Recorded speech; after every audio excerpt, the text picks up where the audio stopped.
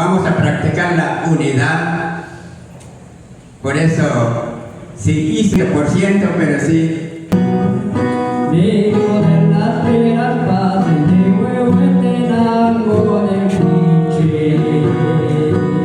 Acabo de comprar estos libros del padre Ricardo Falla y al fondo escuchamos una canción.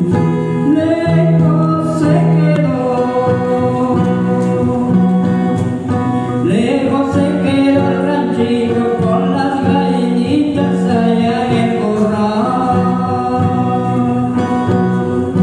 Ay, ay, ay, ay. Lejos se quedó el ranchito. Por ejemplo, de los aprendizajes es que nos conviene juntarnos todos o dispersarnos, ¿verdad? Tanto el ejército probó de entrar en grupos más chiquitos como de juntarse.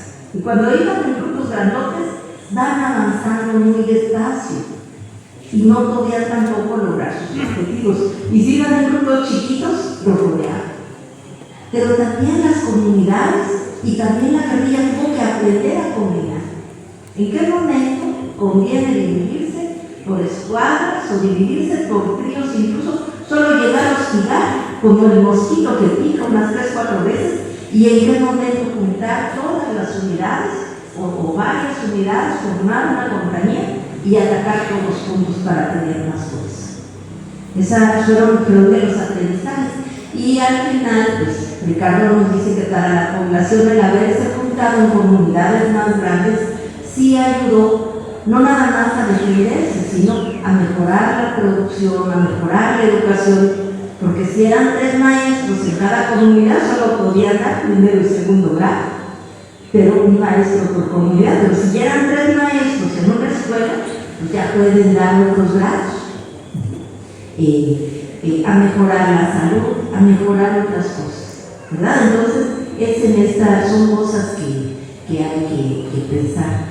Y también hace muchas reflexiones, ¿verdad?, sobre esta responsabilidad de la guerrilla en relación a hacer ataques cerca de la población, porque efectivamente se atacaba, por ejemplo, un helicóptero del ejército, al ratito viene el avión a bombardear, y bueno, muchas veces la población estaba ahí cerquita. Pero al mismo tiempo la población, ¿qué le exigía a la guerrilla? Ustedes tienen que atacar al ejército. Miren, están ahí destruyendo nuestra milpa. Vayan a atacarlos para que dejen de destruir, para que no sigan caminando. Tales caminos, digamos, que se podrían hacer una hora, se tardaban a veces hasta una semana en avanzar, porque tenían que ir avanzando poco a poquito. Tuvieron una baja, tenía que venir el helicóptero, tenía que bajar el helicóptero cuando lo dejaban, y cuando no les dejaban tenían que llevarse cargando a sus hijos. Entonces sí es una cosa que fue como difícil de ir entendiendo. Y ahí a veces, visto desde atrás, como que podemos reflexionar las cosas. Lo cierto es que la guerra fue una guerra muy dura, como son todas las guerras, y uno dice, pues, injusto también que tengan que morir tantas personas. ¿Cuál fue la importancia de esta ofensiva del 87 y 88 y de haber derrotado esa ofensiva? Bueno, pues demostró la capacidad de organización y resistencia de las comunidades, que ya no pudieron capturar, ni masacrar, ni desalojar como en el 82. Y conocimos las comunidades, es que eran niños, eran ancianas, eran mujeres que estaban a veces, acababan de dar a luz y tenían que salir en emergencia, y ahí estuvieron. Por ahí andaba doña María Diego, que era una de las comadronas que ya desde entonces le tocaba atender a las mujeres y terminando el parto, pues, salir en emergencia con la criaturita recién nacida. Bueno, la población pudo sobrevivir a un año, imagínense, un año de ofensiva, pues gracias a su producción, pero también al espíritu de resistencia. Y es un espíritu que nos viene desde hace 500 años, que nuestros pueblos han estado resistiendo a la injusticia, a la explotación, a la guerra, ¿verdad? Y pues también pues esta coordinación, este respaldo que había entre la guerrilla, entre el EGT con las comunidades que se pudieron defender. La guerrilla no hubiera podido tener fuerza sin la presencia de las comunidades, pero igual las comunidades no hubieran podido resistir en estas sagradas tierras si no estuviera la población. Ahí sí que fue un apoyo conjunto. Y además la CTR nos permitía como tener un acercamiento, tener este sentido humano, ¿no? Como les dijera, estar en un ejército, sea de cualquier lado, pero los ejércitos son muy disciplinados, son muy duros. Y a veces hace falta ver niños, oír la risa de los niños, abrazar a los bebés. Estábamos platicando hoy en la mañana, por ejemplo, de un compañero que precisamente cayó en la ofensiva. Él era un compañero de la ciudad, había sido un estudiante, se incorporó en la ciudad por toda la represión que hubo allá y estaba en una de las unidades militares de la ciudad. La ciudad, cuando empezó la ofensiva ya en el 81, acabaron prácticamente con todas las unidades, mataron no solamente a los compañeros, sino a sus familias. Y este compañero logró salir y bueno, vino a cumplir sus tareas en el Mexicano. Un compañero que se llamaba Tomás, era su seudónimo. Y él, cuando llegó a la CTR, pidió: "Mire, compañero, yo no quiero estar en la unidad, quiero ir a estar con la población, necesito trabajar con la gente". Él tocaba guitarra, él cantaba, pues lo incorporaron en un equipo que trabajaba con la animación en las comunidades para que la gente pues, tuviera ciertos momentos culturales. Claro, ahí estaban otros compañeros. Había un compañero que tal vez algunos de ustedes conocían. Su seudónimo era Clemente, pero él había sido sacerdote, el padre Carlos Vea. El padre Carlos trabajó con los refugiados que estaban en Puerto Rico y en las islas. Y cuando los obligaron a irse a México, él dijo: "No, yo me quedo aquí". Y como yo les comentaba que muchas familias se regresaron a la CTR. Y entonces él pidió regresar e integrarse, pidió a la organización permiso de trabajar con la CTR. No trabajaba como sacerdote, sino en trabajos de tipo organizativo. Era parte de este equipo donde compartía con algunas compañeras que ahora viven en Primavera, con Efraína Camposeco, con Eulalia, ¿cómo se apellida? Eulalia Matías, es una maestra, y este compañero Tomás. Claro, cuando empezó la ofensiva, ahí sí que la orientación fue todo el que pueda agarrar un arma, un fusil, y le toca ir a combatir.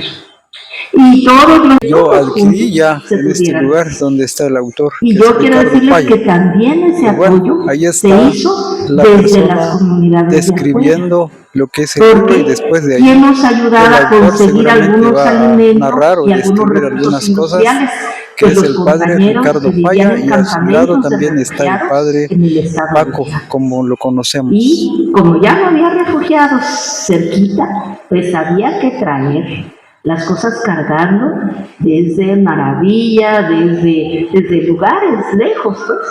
¿Y quién apoyaba con toda esa carga? Compañeros, compañeras que estaban refugiados y que dedicaban 2 o 3 noches, a veces hasta les llevaba más, para venir a dejar carga para la CTR y para los compañeros de las unidades. No se hubiera podido lo que se logró, ¿verdad? La derrota de la ofensiva tuvo que convencer ahí sí que a la fuerza a todos los mandos del ejército, a todos los grandes ricos, de que no quedaba otro camino, de que había que sentarse a platicar con URNG, llegar a acuerdos que pudieran firmar la paz.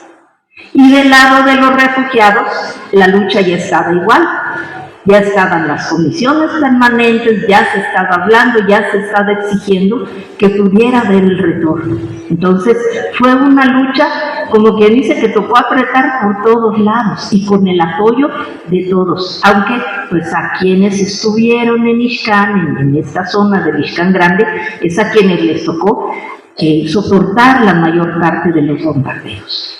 Bueno, finalmente quiero hacer dos pequeñas reflexiones. Una, este tema de la guerra y de los sufrimientos que implica, nos recuerda que en estos años que estamos viviendo hay una situación de guerra en otros países del mundo. No podemos olvidar lo que nosotros ya sufrimos en la guerra. Ahora vemos bonito en el TikTok, en la tele, cómo hacen los bombardeos, y ahora ya no es ¿cómo se llama? Ni el Pilatus ni el A-37, sino es con drones, pero igual son niños, son niñas que se quedan sin casa y sin comida.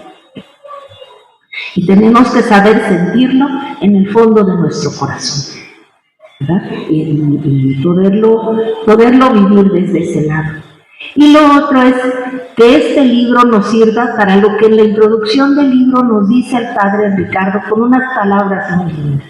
Él dice, el que escribió esta obra, dice, no se trata de ver si el autor pasa el examen, si dijo la verdad o no dijo la verdad, si puso suficiente amor en lo que hizo o no, sino de encontrar en esta obra más que mucha información y más que un análisis muy acertado, ese fuego que mueve al mundo para transformarlo. Fíjense, voy a repetir esa frase, ese fuego que mueve al mundo para transformarse. Eso es lo que tenemos que encontrar. ¿Cómo rescatamos ese sentido de resistencia que le permitió a nuestras hermanas y hermanos resistir la más grande de las ofensivas que hubo durante 36 años de guerra? La presencia de miles de soldados en su territorio tratando de aniquilarlos.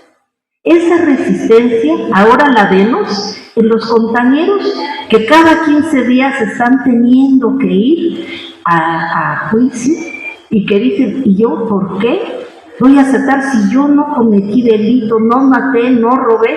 Lo único que hice fue poner en práctica y defender lo que aprobó la asamblea.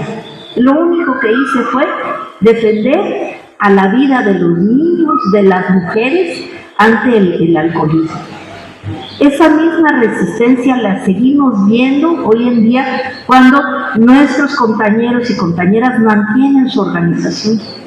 Ahora hay muchas tentaciones, más ahora que hay tanta migración y bueno, de otros países nos llega mucho dinero, muchos recursos, muchas cosas nos distraen, ¿verdad? Y a veces dejamos de ver cuáles son las enseñanzas de cómo mantener la unidad, la organización, la solidaridad. El señor alcalde nos decía unas palabras al inicio. Aquí pues vemos poquitos jóvenes. Parte de nuestra resistencia va a ser también cómo hacemos para que nuestros hijos, nuestras hijas, nuestros nietos no olviden sus raíces, no olviden quiénes son, no olviden su historia. Y este libro creo que nos va a ayudar a todos y a todas para tener más elementos, motivarlos para que puedan mantener viva su identidad, viva su historia. Muchas gracias.